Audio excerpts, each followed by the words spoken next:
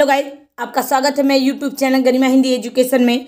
जैसा कि आप सभी को पता है कि हमारा यूजीसी नेट का जो री एग्ज़ाम है वो होने वाला है और हमारे पास टाइम जो है वो बहुत कम है।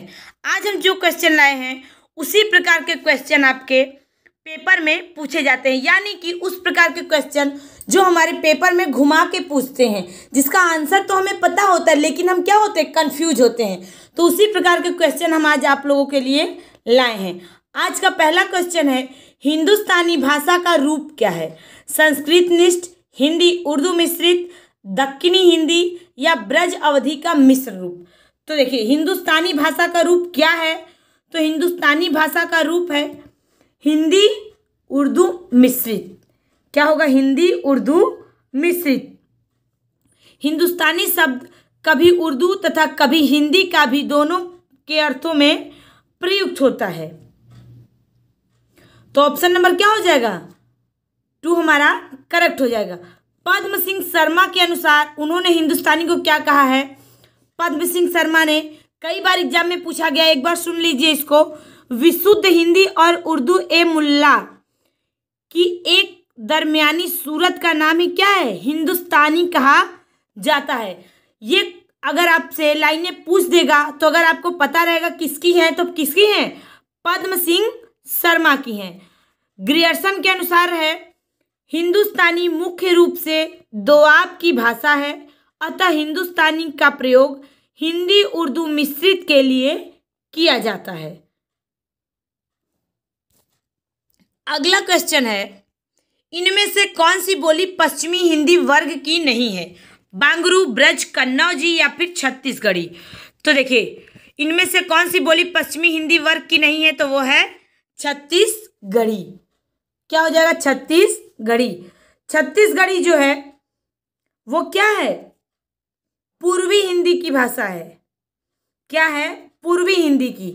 पश्चिमी हिंदी में क्या क्या आता है? खड़ी बोली, ब्रज भाषा, बांगरू, बुंदेली या कन्नौजी। और पश्चिमी में क्या आता है? अवधी, बघेली और छत्तीसगढ़ी। तो राइट आंसर क्या हुआ? Option number 4। अगला क्वेश्चन है, वर्तमान समय में संविधान द्वारा स्वीकृत भाषाओं की संख्या कितनी है? 14, 20, 22 या 26। तो देखिए, वर्तमान समय में भारतीय संविधान द्वारा स्वीकृत भाषाओं की संख्या कितनी है? 22 है। कितनी है? 22 है। कौन कौन भाषाएं हैं? तो देखिए, मैं 22 के नाम बता देती हूँ। असमिया, बंगला, गुजराती, हिंदी, कन्नड़, कश्मीरी, मलयालम, मराठी, उड़िया, पंजाबी, संस्कृत, सिंधी, तमिल, तेलुगु, उर्दू, कोंकणी, मणिपुर, नेपाली, मैथिली, संथाली, डोंगो, बोडो और डोंगरी। तो कितने हुए? ये हो गए 22। यही 22 भाषा जो है भारतीय संविधान के 8वीं अनुसूची में वर्तमान समय में सम्मिलित किया गया है। अगला क्वेश्चन है, निम्नलिखित में से ग्रीम नियम का संबंध किससे है? स्वनिम विज्ञान, बोली विज्ञान, अर्थ विज्ञान या कोश विज्ञान। तो देखिए, स्वनिम नियम का संबंध किससे है? तो क्या हो जाएगा? ग्रीम नियम का संबंध किससे है? तो स्वनिम विज्ञान से। किससे है? स्वनिम विज्ञान से। Option number first is right answer. Grimm नियम का संबंध स्वनिम विज्ञान अर्थात ध्वनि विज्ञान से है। स्वनिम विज्ञान को क्या कहते हैं? ध्वनि विज्ञान भी कहते हैं। इसके प्रवर्तक कौन है? तो इसके प्रवर्तक जर्मन भाषा के विद्वान याकोब ग्रीम। कौन है? याकोब ग्रीम। अगर हमसे पूछ दिया कि ग्रीम नियम को किसने दिया था या ग्रीम नियम के प्रवर्तक कौन है, तो याकोब ग्रीम है। तो राइट आंसर क्या हुआ? Option number first. अगला क्वेश्चन है,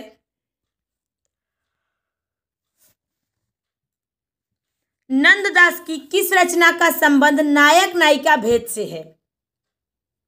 देखिए, इसी प्रकार के क्वेश्चन हमारे पेपर में बन रहे हैं।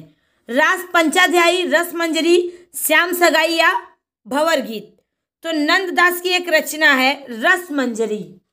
कौन सी? रस मंजरी। रस मंजरी जो है वो 1550 में लिखी गई थी। कब? 1550 में लिखी गई थी। किसने लिखा था? नंददास ने लिखा था। इस रचना में दोहा चौपाई शैली में नायक नायिकाओं का वर्णन किया गया है। Option number 2 is right answer. भंवर गीत जो है इसमें सगुण और निर्गुण पर गोपी और उद्धव के संवाद का वर्णन है। किसमें? भंवर गीत में। और श्याम सगाई में श्याम के सगाई का वर्णन किया गया है।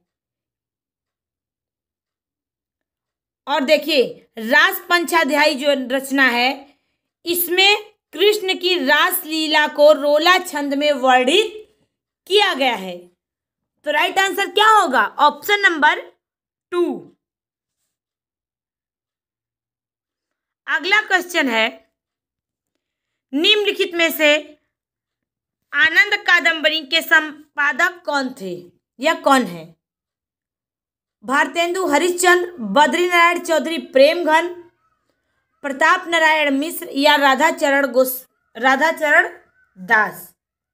तो देखिए आनंद कादंबरी के संपादक कौन है? तो आनंद कादंबरी के संपादक हैं Badrinarayan Chaudhary Premghan. Option number 2 is right answer.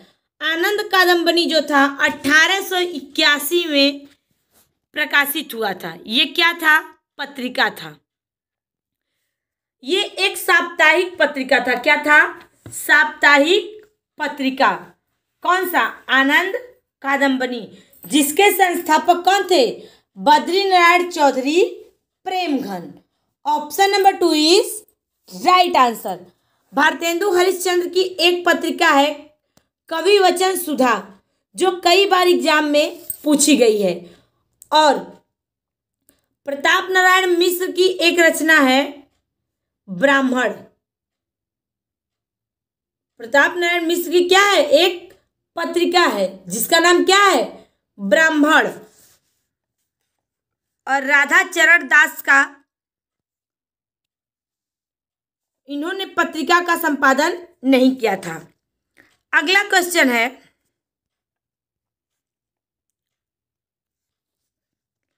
निम्नलिखित में से दीदी पत्रिका के संपादक कौन थे?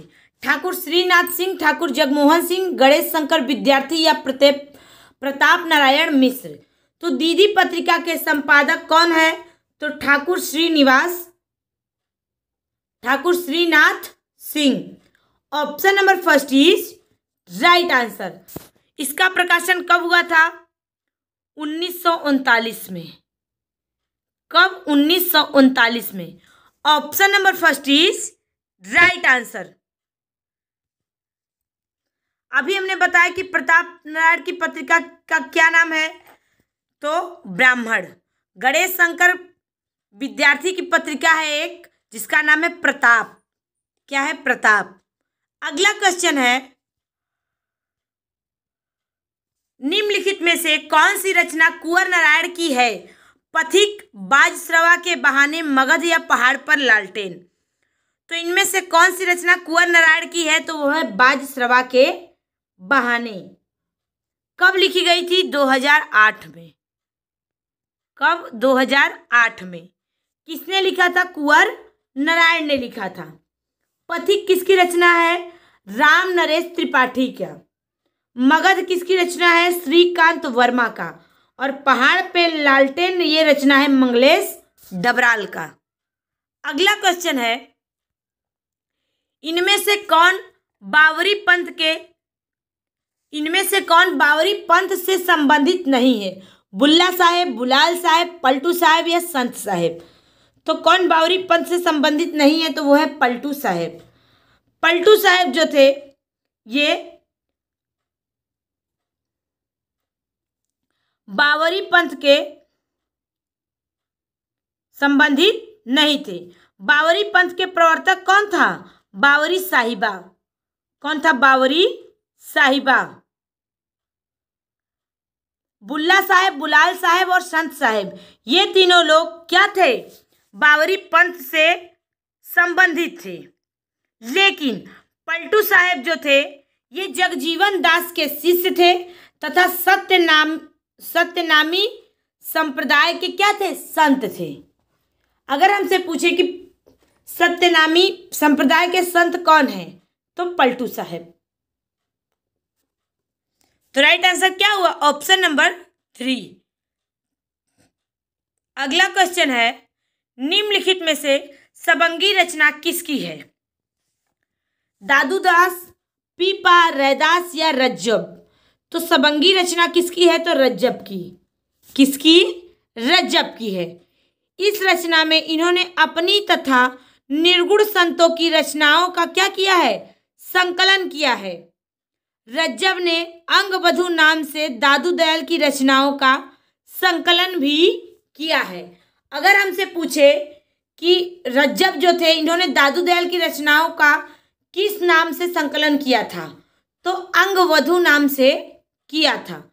Option number 4 is right answer. अगला क्वेश्चन है, प्रगतिशील लेखक संघ की स्थापना भारतवर्ष में कब हुई थी? 1930 ईस्वी में, 1932 ईस्वी में, 1936 ईस्वी में या 1938 ईस्वी में? तो देखिए, प्रगतिशील लेखक संघ की भारतवर्ष में स्थापना कब हुई थी? तो 1936 ईस्वी में। कब? 1936 ईस्वी में। प्रगतिशील लेखक संघ की स्थापना 1935 में पेरिस में हुआ था और भारत में 1936 में हुआ था। और इसका प्रथम अधिवेशन कहाँ हुआ था? लखनऊ में। और इस अधिवेशन की अध्यक्षता किसने की थी? तो प्रेमचंद्र ने। तो राइट आंसर क्या हुआ? Option number 3। अगला क्वेश्चन है, हिंदुस्तानी पत्रिका का प्रकाशन किस संस्था ने प्रारंभ किया था? हिंदी अकादमी, हिंदी साहित्य अकादमी, हिंदी साहित्य सम्मेलन या केंद्रीय हिंदी संस्थान? तो हिंदुस्तानी पत्रिका का प्रकाशन किस संस्था ने प्रारंभ किया था? तो हिंदी अकादमी संस्था ने प्रारंभ किया था। किसने? हिंदुस्तानी पत्रिका का हिंदी अकादमी संस्था ने प्रकाशन प्रारंभ किया था। ऑप्शन नंबर क्या हो जाएगा? First is right answer. इस संस्था की स्थापना कब हुई थी? 1927 में। किसने किया था? डॉक्टर धीरेन्द्र वर्मा ने की थी और इसके प्रथम अध्यक्ष थे तेज बहादुर सप्रू। तो राइट आंसर क्या हुआ? Option number first. अगला क्वेश्चन है, निम्नलिखित में से लड़ाई के नाटककार कौन है? सर्वेश्वर दयाल सक्सेना, उपेंद्र नाथ अस्क, राम कुमार वर्मा या मोहन राकेश? तो लड़ाई के नाटककार कौन है? तो वो है सर्वेश्वर दयाल सक्सेना। कब लिखे थे? 1979 में। किसने? सर्वेश्वर दयाल सक्सेना ने। Option number first is right answer. अगला क्वेश्चन है, निम्नलिखित में से शेष स्मृतियां संस्मरण के लेखक कौन हैं? केदारनाथ सिंह, रघुवीर सहाय, दूधनाथ सिंह, कुंवर चंद्र प्रकाश सिंह? तो शेष स्मृतियां संस्मरण के लेखक हैं Kunwar Chandra Prakash Singh. Option number 4 is right answer.